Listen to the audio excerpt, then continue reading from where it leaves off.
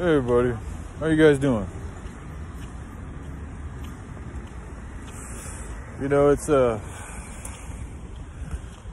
think I'm coming close to within a few days of my 3-month anniversary with being homeless, being on the streets. And you know, just these past, you know, this week or so, past couple days, about a week, whatever, something like that, I've been reminiscing a lot. I gotta be careful, these shoes, I've almost fallen down a couple of times because the tread in the bottom of these shoes isn't really there. So it doesn't have much grip, especially when it's rainy out. And we had some storms. As you can see, it's kind of gray out, but we actually had some good old thunder and lightning, and a good amount of rain came down. It actually felt really good. I feel cleansed right now. I feel refreshed. I feel rejuvenated. I feel good. So I just want to make a video and just share with you guys, like, since I've been reminiscing on these past 3 months and just all the different places and people I've met and experiences and feelings that I've encountered, you know, I've really been thinking about my family a lot. You know, going to Grace and seeing all those people there and being around all that desperation and, you know, that longing and, you know, the drugs and the violence. And I mean, it's, you know, I mean, it's just company, you know, the company you're around, whether it's your family, your friends, you know, animals, the environment, you know, even material items. I mean, I don't like to put a, you know, I mean, you can love your items too, you know, I mean, you know, I don't think you should put them above people because they don't have the same type of interactions. You can't interact with them the same way you can people, and they don't live and die. They are in a relatively dormant state compared to, you know, beings, creatures like us. But anyway, what I'm saying is just having love, having an appreciation for just life. You know, it was something that, to be honest, I've always, you know, I've always struggled with it. Like, just having a real stable appreciation for life, you know, for love, for existing, for this gift that we've been given. You know I talk a lot about, you know, goodness and love and God and the Most Highs, and I mean, and you know, when I talk about it, these are things that I feel most highly drawn to speak and share with the world. So it's not that I'm not true, and, you know, it's not that I don't believe in that stuff and I'm just saying it just to say it. But, you know, there's levels to everything, and my level of appreciation, you know, especially with this, you know, this duration of being on the streets and being homeless, you know, I have, you know, it's risen to another level of appreciation. You know, for the first time in a long time, you know, really the first time since I've been on this trip, have I started going back into my photos and just, you know, really looking at my family members. You know, my mother, and my brother, my dad, and our dogs, and I mean, it goes back to that classical saying, you know, you don't know what you have until you lose it. And you know, I mean, I gotta say it's true. I mean, I haven't lost them, but I am much farther away from them than I've been in a long time. You know. And the distance does have an effect as well. Like, it's different when you're just one state over, you know, but when you're on the other side of the country, you know, it's pretty much, you know, it's almost as far as you can get away from, you know, the 2 states, Oregon and Florida. They're like on the opposite ends of this country here. You know, just like, yeah, I've been able to go back and, you know, really look at my you know, the faces of my family members. And like I said, for a long time, I struggled with just having a simple appreciation with being in their company. You know, to actually enjoy just spending time with them, whether it's talking or, you know, just going for a walk, or just to know that I'm in a moment that's with people that I love, and that's something that I can value, you know, that I'm beginning to develop more of a value of. You know, just a lot of my life has been filled with, or I've filled it with, a lot of self-destruction, you know, a lot of depression, a lot of pain, a lot of anguish, a lot of confusion, a lot of not knowing what to do with myself and who I am and why I'm here. You know, why are some things, you know, relatively easy for me, and then other things like, you know, finding my place and finding my niche and even just speaking what's truly on my heart, why are these things difficult for me? You know, I've had a lot of time to sit and question myself and ask for the reasons why, and you know, it's just, I don't know, now I'm beginning to find myself in a place that's, you know, it feels, you know, more secure in who I am and who I love, you know. And I don't, you know, I mean, when I was living with my parents for the longest time, like, you know, you'd think because you know, these people, they pay for everything, you know, my food, you know, my housing, my rent, you know, all these things that I need, you know, you'd think you'd have, you know, a very strong appreciation just because they do these things for you and you live in their roof, and that would make sense, you know. But it's interesting, at least the way my mind works, you know, it's like I take things for granted. I have taken a lot for granted.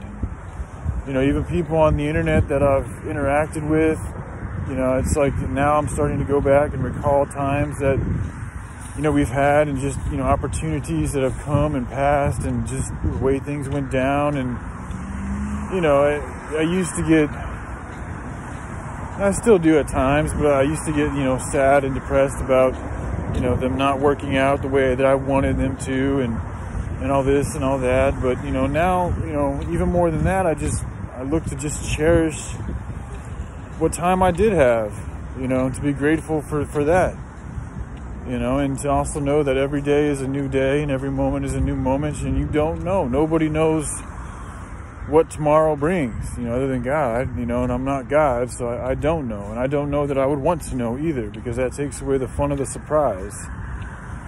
It's good to be surprised, you know, and it's really interesting when you can surprise yourself and how you feel about things, and you can rejuvenate feelings. Not even rejuvenate, you can kind of like, I guess, manifest, you know, feelings that I didn't have before, at least to this level. It's where I can actually look back on my family members and have like joy in my heart, knowing that, you know, there are people out there that really love me, you know. You know, like I said, for a long time, these aren't the type of things that I would really look on and be grateful for. It was just like, oh, I have a mom, I have a brother, I have a dad, but I never really cared, you know, like really cared, like to where like it really means like affection. Like I really want to be there. I really want to hear their voice and what they have to say. This is stuff, I mean, when I was younger, I mean, I've gone through, you know, phases of, you know, being more positive and caring and stuff, but it still never felt this like this type of like a chiller. Like it's not forced, you know. It's not forced, or it's not under some type of obligation, which, you know, I think sometimes in the past, just being a part of a family, there is a sense of obligation to be a part of that family and to interact with your family. And a lot of my actions and the words I've chosen to speak and things that I've done have come out of a sense of obligation. Not complete obligation, but largely it's like, I'm here, I'm now, I've got to interact with them, I've got to have dinner with them, because that's just what they do. It's a trend that families do, and it's just good for me and right for me to do it, you know. And so I've spent a large part of my life operating in my, you know, under those type of means, you know, just doing it because it needed to be done, but not really appreciating it, not really valuing the time that I'm having with these people, not really loving them, you know. I mean, maybe that's not, I mean, just like I said, there's different levels to it, you know, because love is just a deep affection, you know, and I do have a deep affection for them, but, you know, it's growing. It's good to know that even if your body's withering and you're dying and the world's coming to an end, and, you know, you're always going to continue to grow, you know, no matter what. Even when we pass on, even when we transfer, it's still just a transfer of energy. It's still just another cycle of growth. It's still just another evolution. So, you know, I just got done talking with my mom, and you know, and even just like a lot of the times, I mean, even just that, like, just wanting to just talk to my mom, just to talk to my mom, not to ask her for any money or, you know, anything like that, or just to call her, just to make her happy, but actually to call her because I wanted to talk with her and hear her voice and engage in a conversation. Like, it's a, you know, it sounds crazy, but it's actually a relatively new thing for me to do. Like I said, I've done a lot of things just because I see how the way the world works, and I can appreciate how other people feel about stuff, so I want to make sure that they feel good, and I like to please people, so I would always talk with them and entertain them and interact with them out of a desire to make them feel good.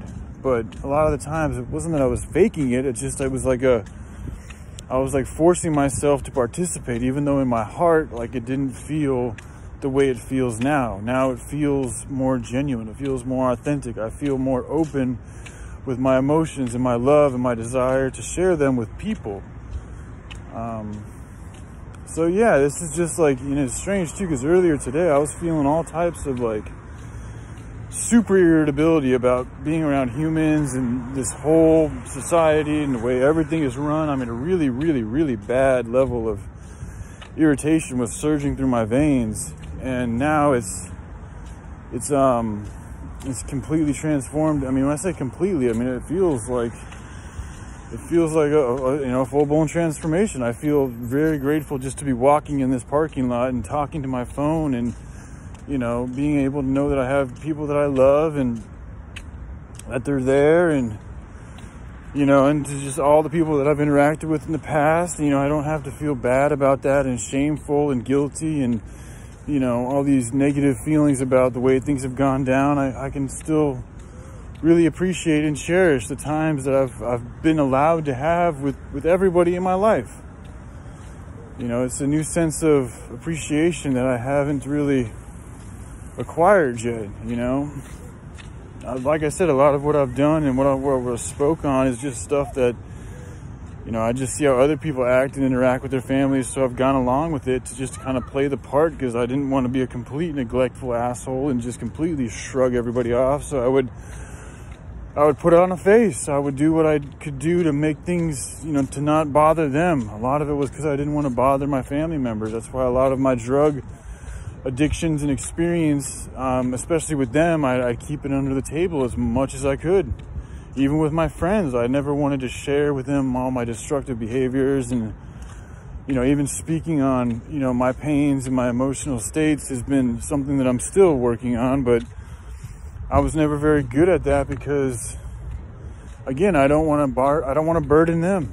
You know, I've always been one to listen to others, but it's been, you know, pretty rare for me to find somebody that really wanted to listen, you know, to me, you know, to really just like know that I could just speak to this person, and, you know, even if they get bored or whatever, if it's something they don't agree with, just to know that they're at least listening to me, you know, and that they can give me that, they're able to give me that undivided attention, whether or not they agree with what it is I'm saying or not. They're still care enough about the moment and the interaction we're having to give me their undivided attention. And then if that attention does waver or they choose to direct it somewhere else, to know that at least that they will tell me that, and that they're not paying attention anymore, and that they don't want to pay attention anymore. And just to be honest, you know, and truthful, you know, and to cherish the moments that we have, and to know that every moment you have is another moment to create something wonderful, to create something beautiful, to help spread a love, to help, you know, collaborate with a fellow creature, whether it's an animal, a squirrel, a human being, doesn't really matter, even an object. You can still, everything we're around is something that can be transmuted. I mean, when I say transmutate, I mean, everything is, you know, we're exchanging all the time with everything. So it's like this tree, I can speak to this tree, you know, and I can really put my energy into the tree, and my emotions and my motive and my intent into communicating with this tree or this trash can or this wall or these steps. And it's like, just because there's steps and there's trees and their walls and they don't have the ability to speak back to me doesn't mean they don't hear me, doesn't mean they don't absorb my energy, doesn't mean that what I'm saying doesn't have an effect. You know, it's like there's times when I felt so alone, you know, so completely disconnected from anyone or anything. And, you know, the separation is an illusion. We are all always connected all the time. You know, now it does, you know, these things do waver based on a lot of different circumstances, but, you know, it's just really interesting for me, and I think quite wonderful, frankly, to know that I can, you know, earlier today I was feeling extremely disconnected and full of bitter sourness and like a pussy feeling of just decay and just not good, and wanting to just be completely alone from everybody and everything. And so now I can walk around with a smile on my face and just really enjoy the moment, you know, and cherish it, and to know that it's here, and it's up to me and my free will whether or not I want to try to help it grow in a good way or to you know, help sour the mood in a bad way. You know, I have that power, I have that right, as we all do, and it's a powerful right, you know, and it's something that once, you know, this movement gets, you know, going, that's the most powerful thing we can do, is our love vibrational frequency collectively together, is having fun, is doing good things. This is our power, this is our essence. It isn't the guns, it isn't the tanks, it isn't all these nuclear bombs. That's the real power, that's the real energy. All that stuff just, you know, it's temporary, it's fleeting. It hits a spot and it stops, or it explodes and it leaves a big dent in the earth. But essentially its main, you know, upon impact, it's done with. Its time is gone, you know. I mean, it'll transfer into another waveform, but that, you know, item or bullet or entity or whatever it may be, once the fuse is lit and the device is exploded, you know, that's its number, you know. But to be a creature, to be a human being, to have a soul, to have a personality, to have a spirit, and to know that you're never gonna die, that death in itself is an illusion, and that even if I were to get hit by a car or struck by lightning or shot by a bullet, you know, it's not the end of me. And it never will be the end of me, and that I'm always connected all the time, and that this is just another transfer of energy. It's not anything permanent. It's nothing to really even be scared of, you know, and to share that with other people, you know, and to stand up for what is right, and to help bring back love and goodness to the earth. To have that ability, to have that right, is quite honorable. It's the most honorable thing I can think of to do. And the contrast is so glorious, because you have so many people that are lost in their own, you know, really created by themselves, their own heaven or their own hell. And a lot of people are lost in their own hell, or they're clueless and running around like with their heads cut off, just going after the nearest fix, whatever it may be. But those of us that, you know a little bit more and have been through a little bit, you know, we can help direct those that seek guidance or need guidance, or choose to listen to some guidance, you know, when it's been shown to them. Not to be forced, but to offer an opportunity, and to spread that opportunity, and to show how beautiful the opportunity is, and to show how real the opportunity is, and to show how different things can really be from the inside and out, as above, so below. You know, it's just, I find it quite amazing. So,